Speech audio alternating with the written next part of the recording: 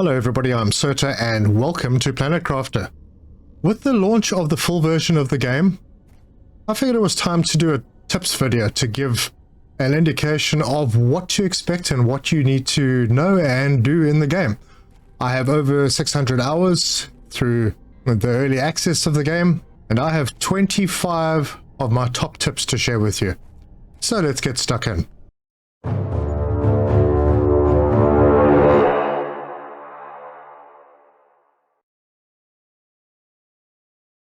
When you start a new game, you can click on New Game and you can change the name. We'll call it YouTube Tips. And you can enter standard game mode, which is straightforward. You get a standard location, basically the standard configuration for survival. Alternatively, you can choose relaxed, where your oxygen, health and water decrease much slower, much more relaxing. There are no consequences for dying. You can play intense. That's where everything goes down very quickly.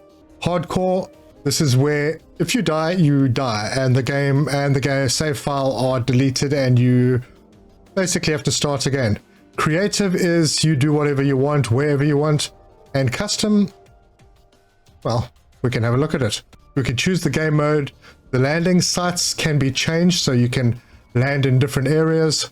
You can increase the pace of terraformation, your vitals depletion, meteor events, power consumption. There's a whole lot of things that you can apply, so you can pretty much create your own setup. I'm just going to create a standard game mode for this tips video, but I'll be jumping between different saves as well. So, and once you click create, your game starts. Emergency. Correct your trajectory. Imminent impact. Imminent impact. Your standard starting location is fairly near the center of the map. The center of the map's probably up in that area somewhere. But this is temporary. And you will expand out. You don't want to stay in this area for too long because, spoiler, this will be underwater at some point. As you saw in the game mode section, there are various areas that you can spawn in if you like, if you set up a custom game. So feel free to test them out. But as a standard game, this is not a bad place to start. It's just not the place you want to build your base. In the bottom left-hand side, you will see a heart, a water droplet, and an O2. That's your health, your hydration, and your oxygen levels. Those will reduce over time. The oxygen reduces pretty quickly. You want to make sure that they don't run out, because if they do, you will die. Now, depending on how you've set up your game, consequences may not be too bad. You may just drop a chest with your stuff in it and you can go back later and pick them up. But in hardcore, that would all go away and your game would be over. So, as you can see, oxygen depletes much faster than the other two. There are two ways to handle this. When you start, you have a chest that contains food, water, and oxygen. Look at that, already nighttime. Or alternatively, you can come over to your crafting station and you can make oxygen capsules from cobalt. You can make water from ice. Cobalt looks like this. It's the blue crystal type thing. We'll grab that, and then we can go and grab a little bit of ice, which is the white stuff. Return to your crafting station. As long as it's in your inventory, click on it. Now you have some water, and now you have some more ice. And if we click on tab, there it is in my inventory. I could even make myself some more water. Over time, you can upgrade your oxygen tanks to be able to deal with longer distances and further trips away. And also your walking speed will increase, so you can expand out quite far. There will be other methods of transportation later on, which will definitely help you get around the map faster. One of the main objectives in this game is to terraform the planet.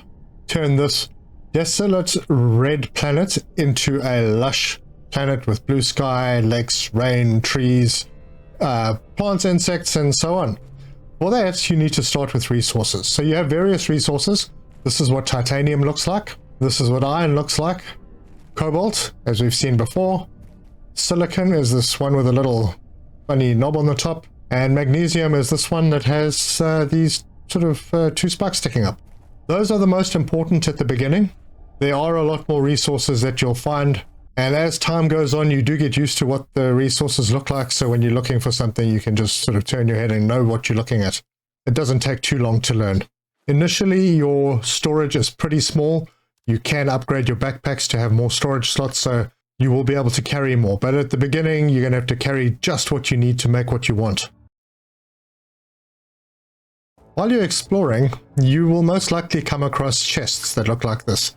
These chests contain resources. These resources can include blueprint microchips, which we'll talk about, and various other items, including seeds and food. So keep an eye out for them. They could help you out of a bit of a sticky situation if you can't find what you need, but they also do help you to advance. There are other chests that you will be able to find as time progresses. As you explore the world, you're likely to run across some of these golden chests. Now, these contain other items like the golden seed, effigies, and higher tier items. So this would be aluminium, iridium, and uranium. These are uranium rods, and these are iridium rods. Now, those are very important. There aren't a lot of these chests around, but the items that they contain are very valuable and worth seeking out. You are going to find the blue chests on most of the wrecks that we will get into. Okay, so under first steps, you will need to firstly collect yourself 2 iron, which I have in my inventory, and you can go to your mini crafting station that's in your drop pod, and there are a few things that you can craft: construction, deconstruction, and so on. You'll be guided through the first bunch. The first thing that they ask for is a T1 backpack, so we'll grab that. Now, if you go to your inventory, you can see your backpack is over there. You currently have 12 slots in your backpack to carry stuff, but you want more. So you can take your backpack and equip it, and now we have 16 slots.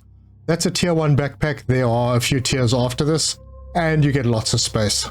Second thing that's asked for is an oxygen tank that requires 2 cobalt, an iron, and a magnesium, which I have collected, so we can return.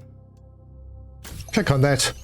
Now we have oxygen. We have the oxygen tank in our inventory. We haven't equipped it yet. Don't forget to do that. Now, if you have a look at the bottom, your O2 is 100. Once you equip that, it goes up to 145. That gives you a bit more range, so you can go out and explore further. If you want to build structures, you will need the microchip construction, so we'll get that.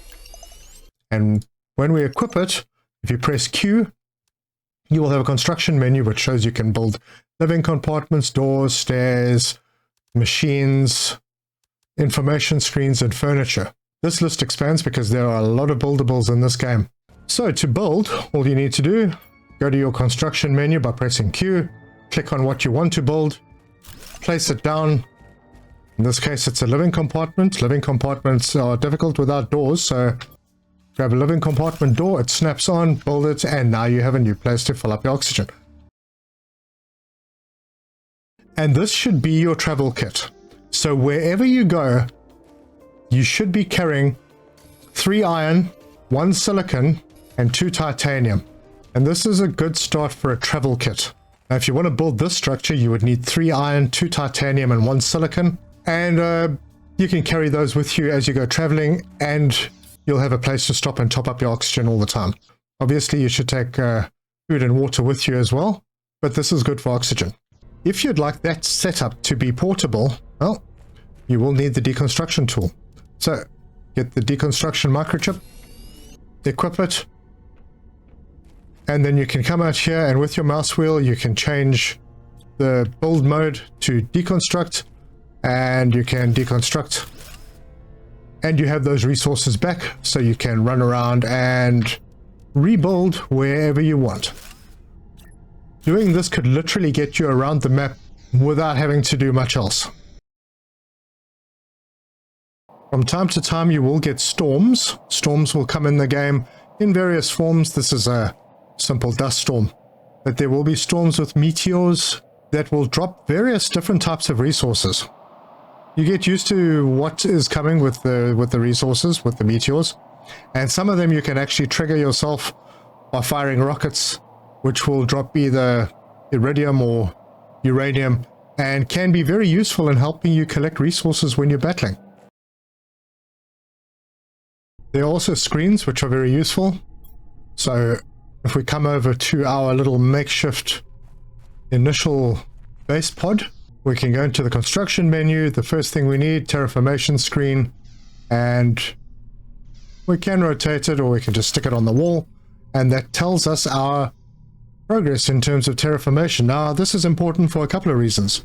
Obviously, the most important is that we need to terraform this planet.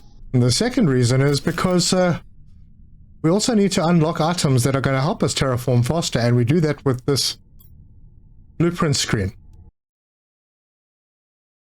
And this will give us our tech tree, and it will tell us what we need to achieve. For example, this is overall terraformation. This is the oxygen level, heat level, pressure. If we increase those, what will we unlock? In this case, we've unlocked the tier 2 oxygen tank because we passed the requirement for that oxygen tank on pressure, because I went and popped in a drill and a wind turbine, so we got some power. Now the drill increases pressure, there's a heater that increases temperature, and you will get plants that increase oxygen. So in order to advance through the tech tree, you need to work on all of these. And you do that by building more heaters, more drills, more plants, and to run them all, you need more power. So as you advance through the game, you'll get higher tier drills, you'll get higher tier heaters, you'll get better power producing equipment, and all of these will help you terraform faster and get your goals faster. It is possible to skip some of the levels, so if you're building a tier 1 drill, you could possibly wait until you get tier 3s, but you'll find that when the tier 2s come out, the tier 2s contribution is a lot higher than the tier 1s, and so on through the tiers. But at the same time, so their power requirements also increase. But the blueprint microchips, as we spotted one in here, I'll grab it, and we will head over to our blueprint screen. And now we can see it's not grayed out. If it wasn't in my inventory, that would be grayed out, but we know we have one, so we can decode it. And that unlocks a new technology. In this case, it's a mining microchip tier 1, which will allow you to extract a little bit faster. So when you come to a resource that you want, you click on it, it'll go slightly faster. But there are many microchips, and there are many unlocks that you can use them for. As you progress through the game, you will have various storage options as well. At the beginning, you will have the blue crates. The blue crates require 1 iron, and they have 15 storage slots.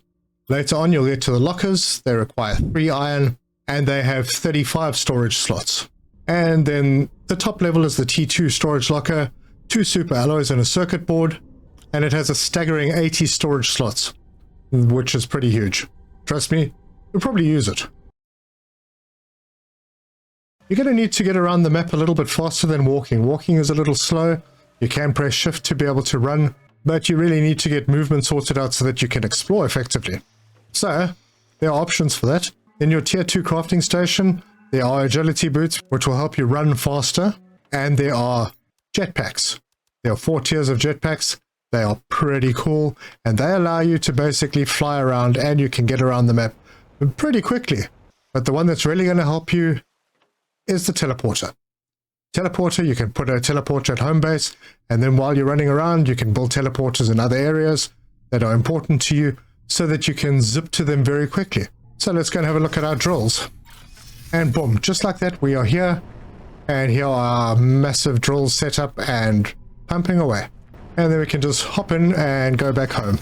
And that saves a huge amount of time. So very important for movement. It doesn't come instantly. It'll take a little bit of time to get there because the teleporters are fairly far down the tech tree. While you're exploring, you're going to run into these shipwrecks around the map.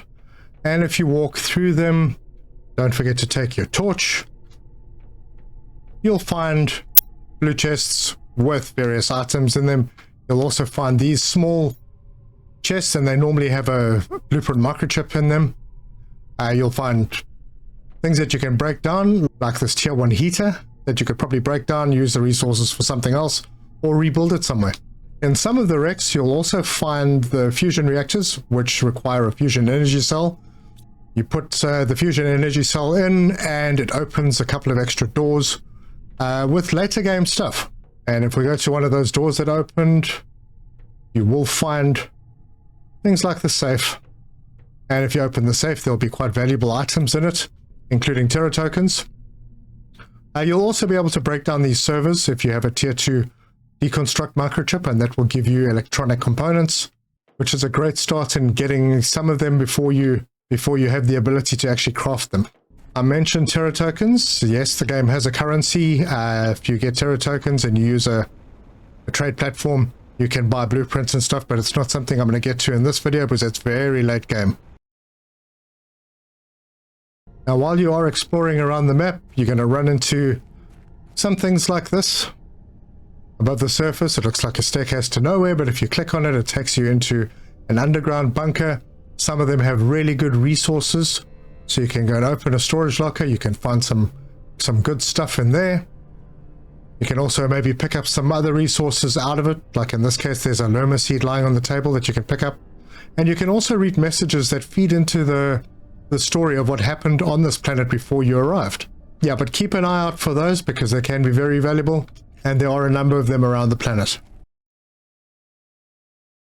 Water is a pretty important part of the game, so it's good to take a look at it. In the early stages of the game, you'll use ice to make water bottles for yourself, but over time, you will want to have water because there are items that require quite a lot of water, such as the T2 nuclear reactor, T3 veggie tube, and there are a number of others, including the farms and food growers.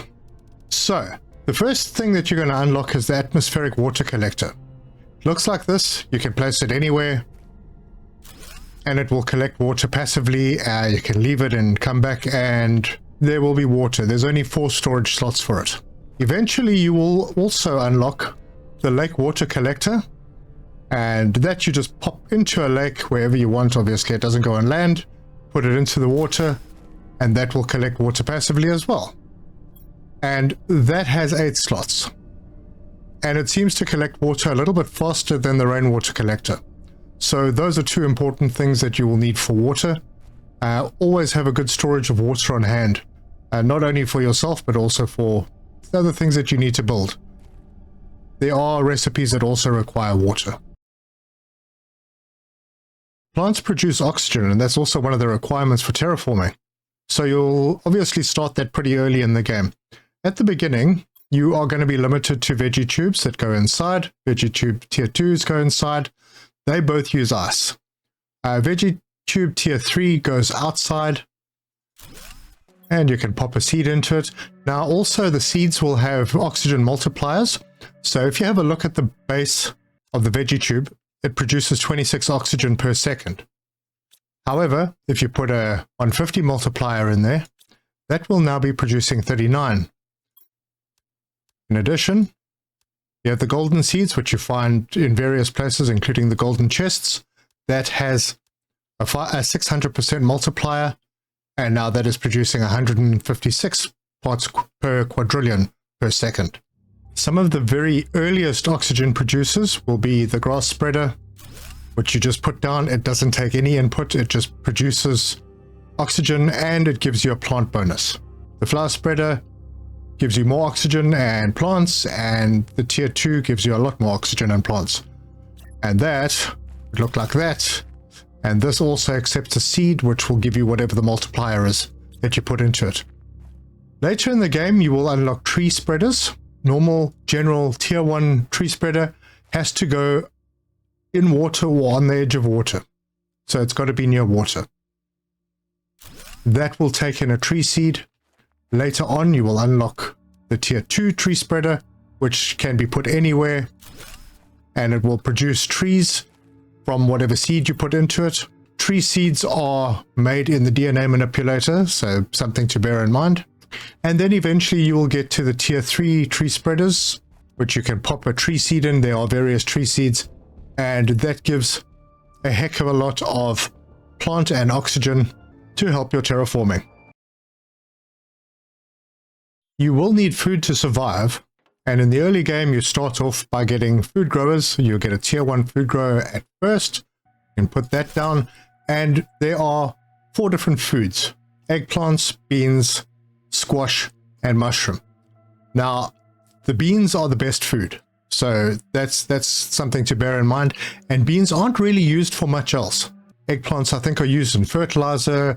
Squash is also used in fertilizer, maybe tier 2. Mushrooms are used for making plastic. So you do need to grow them all.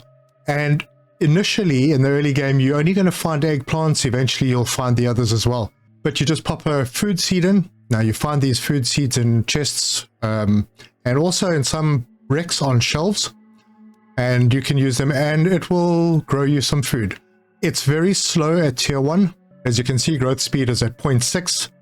And there's a 100% chance of getting the seed back if you decide to take the seed out. Also shows you the growth. The next step up from that will be the tier 2 food grower. And this is basically the same as the tier 1. You put one item into it and it grows, but it grows with a growth speed of 1.1. So it's almost double the speed of the tier 1. So I would recommend building the tier 2s as soon as you can. Get rid of the tier 1s. The ultimate way to farm is with farms. With these farms, you put one seed in. You do need bees for it, so it will come after the insect stage. But you put one seed into it, and it will grow you a whole bunch of stuff. And it also gives an insect bonus on top of plants as well as food. So this is good to advance your terraforming as well. Later on in the game, you will also get cocoa seeds and you will get wheat, which you can then send to your kitchen. And you can make nice things like cookies and cakes from flour and chocolate that you get from your wheat and cocoa beans. And you can make all of these nice things. Some of them offer additional bonuses. For example, the fish soup restores your health and it reduces oxygen consumption for a small period. There's one important place that you'll find in the storyline where this might become useful. And then, of course, there's the honey cooked beans, which reduces thirst for a small period. When you start, you've only got space food. Later on, you can have high quality food once you've got honey. And honey you get from bees, and bees comes after the insect stage. So that's something to aim at. At some stage during the game, you're going to want to establish a final base. And there are a few tips that are pretty handy to take note of when building. And there are lots of nice decorations that you can use, but that's not important for now. Building, however, is important. You can build anywhere on the map you like. You can have a tiered base that goes up a hill, or you could build on flat surfaces or as flat as possible. My personal preference is building on water because you don't get much flatter than that. And there are a good few building elements that you can use. So, your basic living compartment, we've had a look at that before. You can just pop that down, pop a door into it, and boom, there's your most basic shelter. But there are other elements that you can add on to it. You can add corners.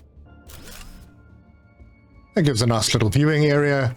And there are also bigger living compartments, which are sometimes a little tricky to work with.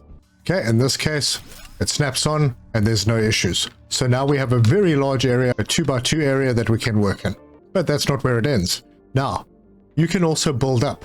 At the time of recording this, I don't know if this issue has been fixed, but it is very difficult to get things to line up. It seems that is not difficult now. So if I just pop that on, all right, that seems to work. So it looks like that issue has been fixed. If you do have a problem snapping your bigger living units onto the top of other units, you could just use the one block, the living compartments, connect up, build one up at the top, because they snap together very nicely, and then you can build this unit and connect it to that, and it will align with your whole base. But at the moment, maybe it's because I'm doing a 2x2 on top of a 2x2, that is working fine. You may encounter difficulties at some point, but perhaps it has been fixed. Anyway, so we built up. Now, how do we get up there? Well, there are ladders. So we can pop in a ladder and click on it, and boom, there we go. We're in the upstairs area. And in this area, we can just add in some windows. Actually turn that into a door. Build another window over here. Get some more light in. And then if we want to make this a little viewing deck, we can do, swinging this around. And put handrails in and decorate and put a chair and table out here if you like. And you've got a nice little base with a fair bit of space. Now bear in mind that this is not really a building game. So you are limited in your options and the look, but there are some very interesting designs that you can make for yourself, like my base over here. And that is my little work of art. This is a custom build, so yeah, there were no real costs, but this is the kind of base that I like to build. Kind of makes you feel like you have a home. Power is a very important part of this game, and at the beginning you will be chasing power constantly. There are a number of power options, starting with the normal wind turbine. So that will be the first power production that you will get. It costs 1 iron. It's very cheap, and you can put them up all over the place. The next is the T1 solar panel. Now, if we have a look at the power production, this is only producing 1.2 kilowatts. This is producing 6.5. I'll put the rest up before we have a look at the rest of them. Then you have the tier 2 solar panels. And obviously you can rotate these and place them as you like. After that, T1 nuclear. T2 nuclear. That's where you start getting really big. And then the ultimate power production, nuclear fission generator. And these are little, they can go inside or outside. The rest of these are all outside only. It doesn't mean you can't organize them neatly, because you do have foundation grids that you can put them onto. Okay, as you've seen from my building over there, I have lots of foundation grids, but also don't cheat. Build structures so that it actually looks like it's not floating in the air. Anyway, I digress.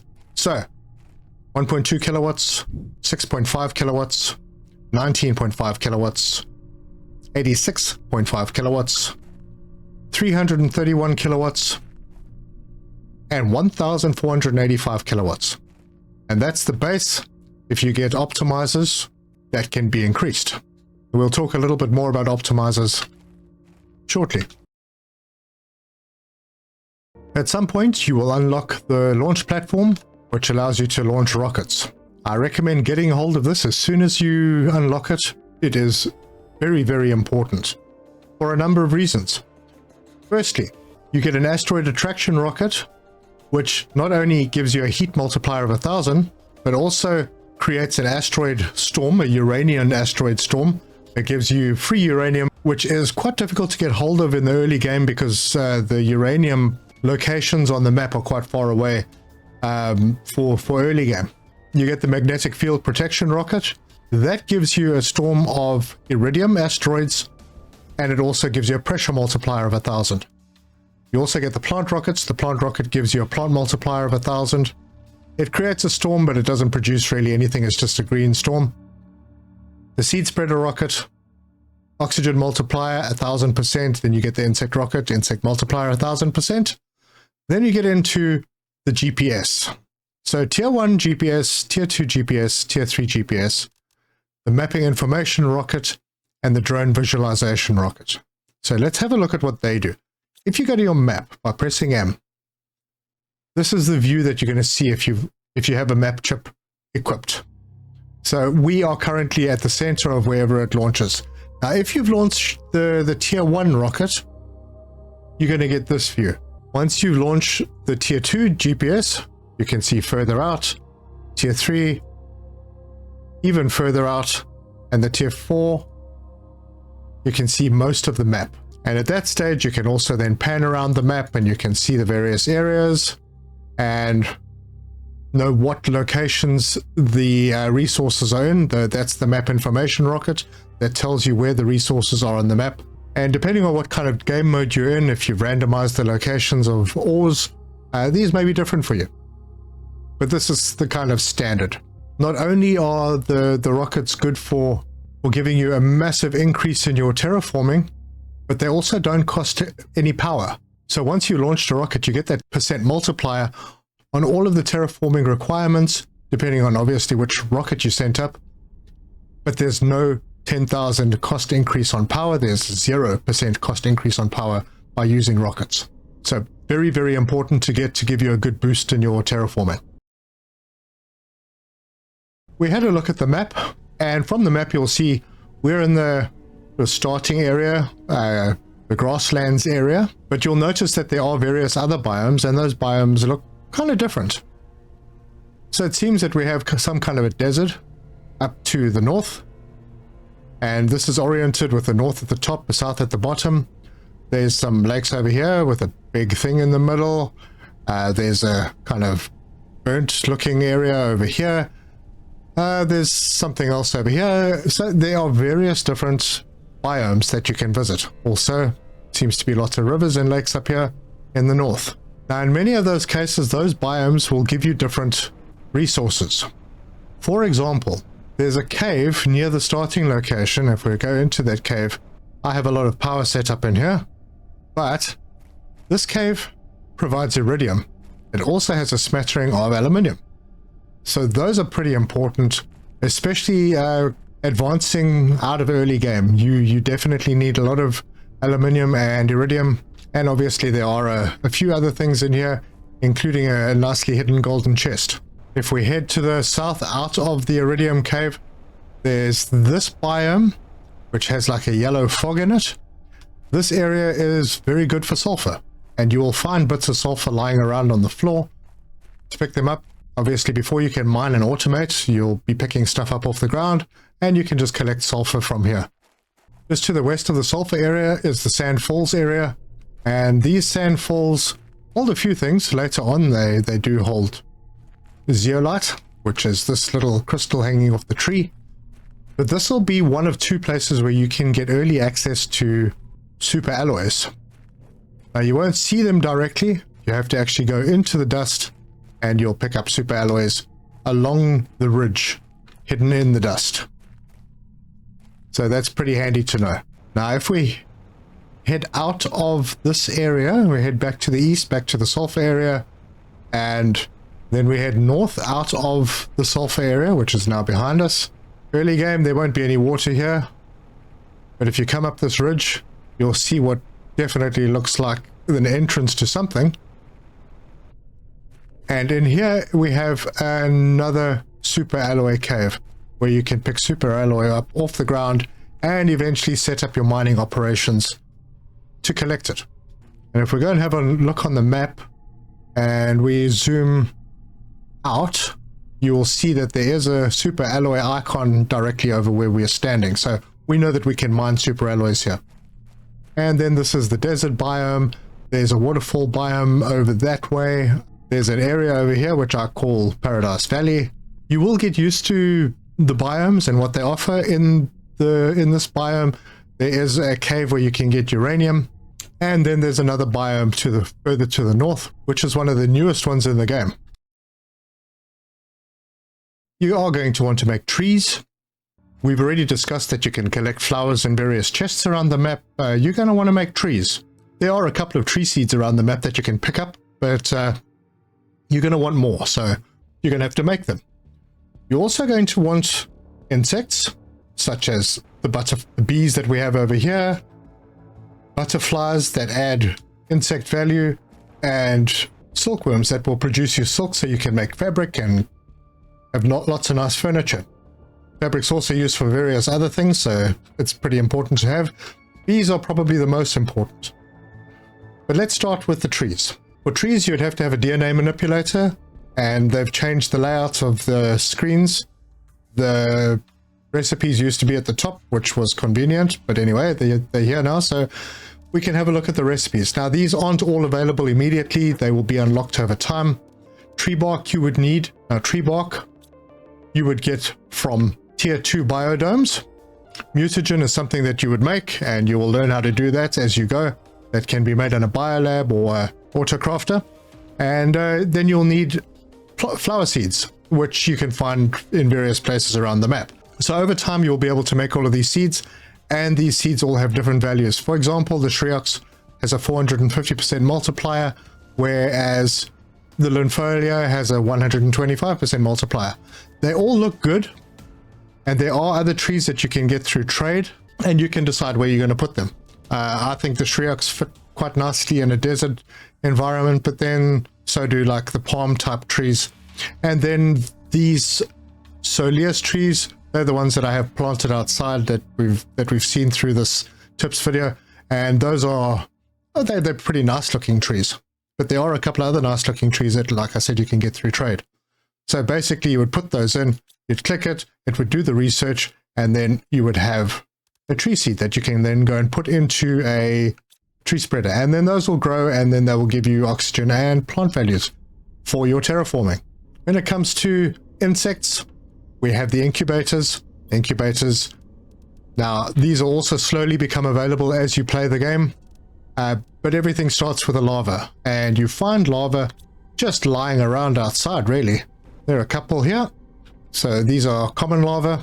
There are 3 types of larvae. They're common, they're uncommon, and they're rare larvas. And those produce different insects depending on the combination that you use when you put them in the incubator. So if we have a look at the recipes in the incubator, bee larva takes an uncommon larva, mutagen, and a fertilizer. Fertilizers can be made either in the biolab or in an autocrafter, and they produce bee larvae, and those bee larvae can then be used to make beehives and so on. Then we have a number of different types of butterflies. The azure is the least helpful one at 120% insect multiplier, and then we have a 1400% insect multiplier on the filaria butterfly. Those butterflies can then be put into butterfly farms like these. These are the tier 2s. There's also tier 1 that you get earlier, and they produce insect value for your terraforming. You can also put them into one of the green biodomes, a butterfly dome, and they don't produce as well as the butterfly farms, because the butterfly farms have insect value of 950 as their base value, excluding whatever percentage the particular butterfly adds to it, whereas this only has 40 per second. So yeah, quite a stunning difference. And even between the tier 1 butterfly farm, 150 to 950 is quite a jump. But then the butterfly farm tier 1 only takes 1 butterfly larva, whereas the tier 2 takes 2 butterfly larva. We also have frogs, and you find generic frog eggs in various locations that look like this, little frog ponds. And you can pick up those generic frog eggs, take them back to the incubator, and have a look at the different frog eggs. Now the eggs, the fish eggs do come before the frog eggs, but with the generic frog eggs and a couple of other items, you can make frogs. And then you can put those frogs into frog farms, or should I say frog ponds, just like this. And they will give you heat, pressure, plants, and animals. And the animals is multiplied by whatever the value of the frog is that you put into them. Cool plants. Fish are a little different. To get started with fish, you need a water life collector. You can pop it in, and over time, this will produce phytoplankton. There are 3 different types of phytoplanktons, A, B, and C. And in various locations, you will actually get frog eggs out of this as well. So in this location, I think it's the red one, I can't remember what it's called. That's the Provios, which is the lowest multiplier. But there are a number of others that you can find in your life water collectors around the map as you go and expand. And I'd recommend experimenting. So put water life collectors around, and if you go through them, you'll see that there are various different recipes. The Tulu, which is an animal multiplier of 400, requires phytoplankton C, mutagen tier 2, and fertilizer. Now, I've mentioned fertilizer and mutagen and bacteria quite a lot, and I haven't really told you anything about it. I will do it under this section because it doesn't really require a lot of explanation. So we'll pop up to the lab. This is a biolab, and in here you will find the recipes for the plastics and the bacteria and all the mutagens, which also unlock over time. Also, you have explosive powder, which is quite important when it comes to mining. Now, all of those items eventually you'll be able to make in an autocrafter. And then the final step for the fish is to get out a fish farm, pop your egg into it, and it produces pressure, plants, insects, and animals with the bonus on the animals, depending on which fish you put in it. Now, there are also animals that are very late game, and you would need to put up an animal shelter like this. It's quite a complicated process, which I'm not going to get into because that would require an entirely separate video just to get through everything, because it is a fairly complicated setup. But you would obviously need to have the animal shelter and the animal feeder. The animal feeder, once you have drones, you can actually automatically send it food, which your animals will then eat. But yeah, that's quite a process, and it involves a couple of extra machines. namely the genetic extractor and the genetic synthesizer. Automation is a pretty big subject. I'm going to touch on it and give a little bit of guidance where I can, but basically it all starts with extracting, with mining. And you are going to, as you progress, get access to different types of miners with different benefits.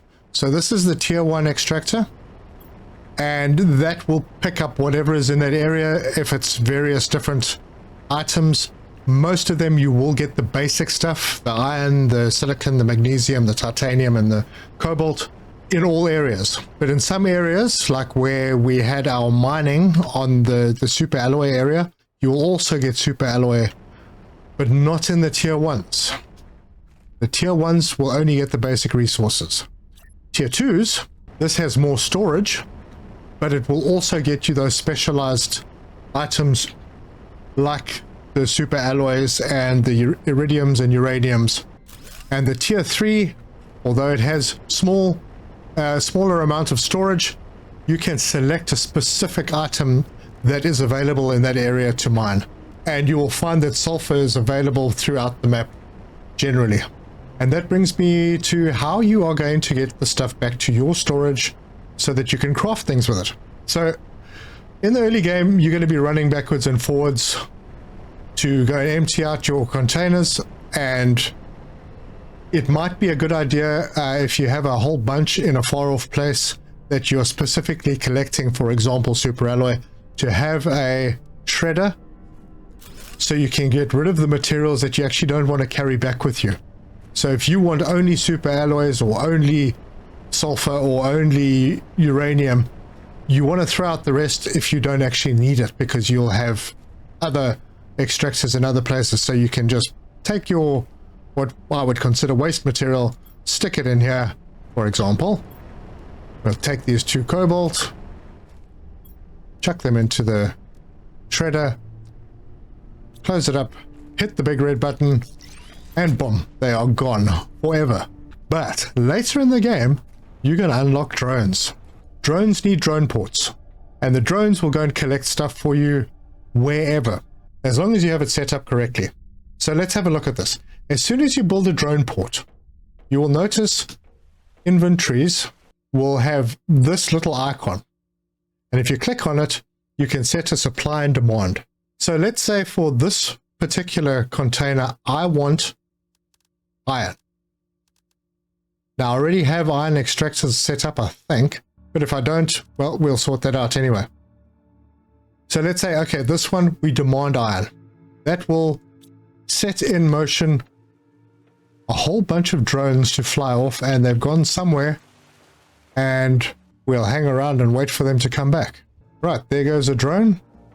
Oh, and here come a whole bunch, and they've collected a whole bunch of iron for me, and they've stuck it in.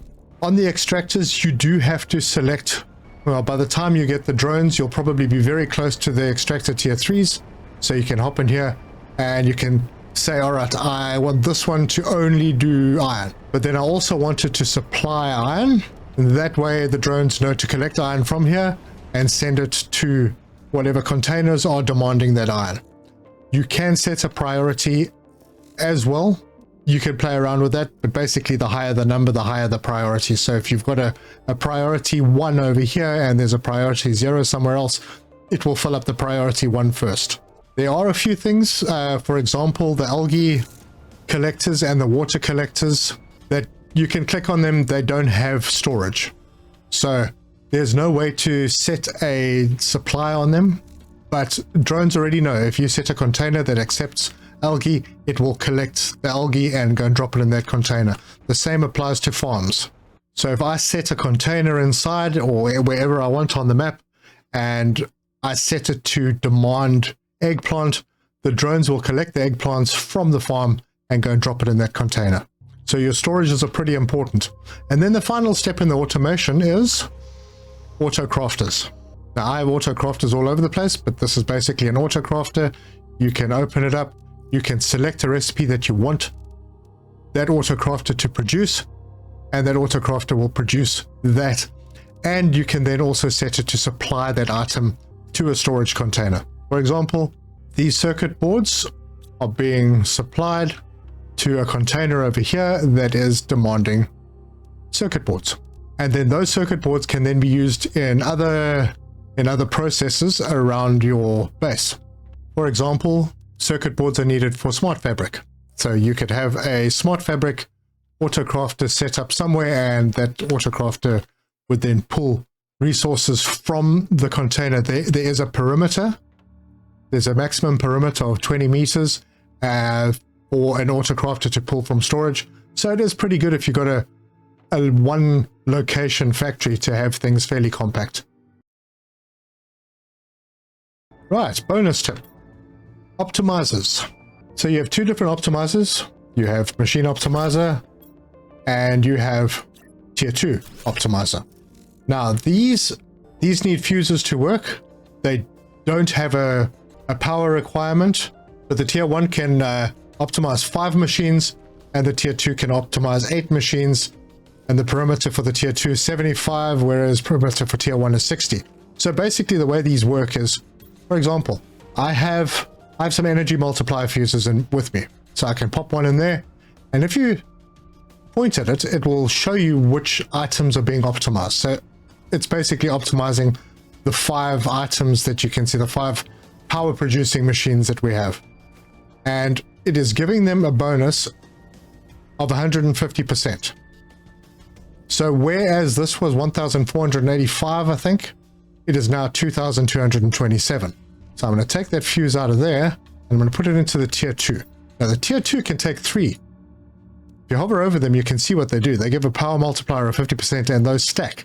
So this should mean that this has a 450% multiplier now, which increases to 6,682 kilowatts, which is pretty good.